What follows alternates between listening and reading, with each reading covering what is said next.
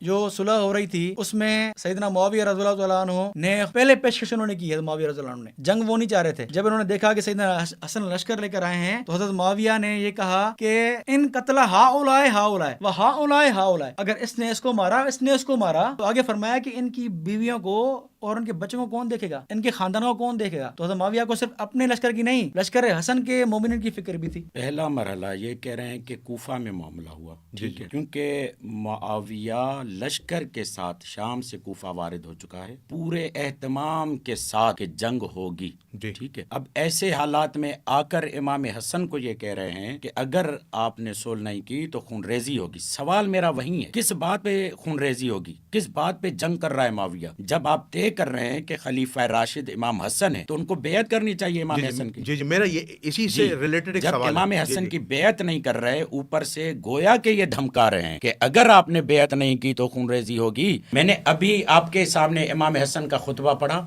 جی امام نے کیا اس میں کہا؟ وہ تو کہہ رہے ہیں آزمائش ہے، یہ فتنہ نہیں ہے.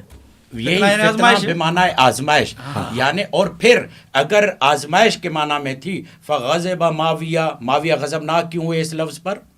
جب امام نے فاشار الی معاویہ فتنہ کہہ کر معاویہ کی طرف اشارہ کیا، اشارہ کر کے کہا کہ یہ جو صلح کر رہا ہوں یہ فتنہ ہے. فاشار الی معاویہ، معاویہ کی طرف اشارہ کیا. فغضب معاویہ، تو معاویہ غضبناک ہوا.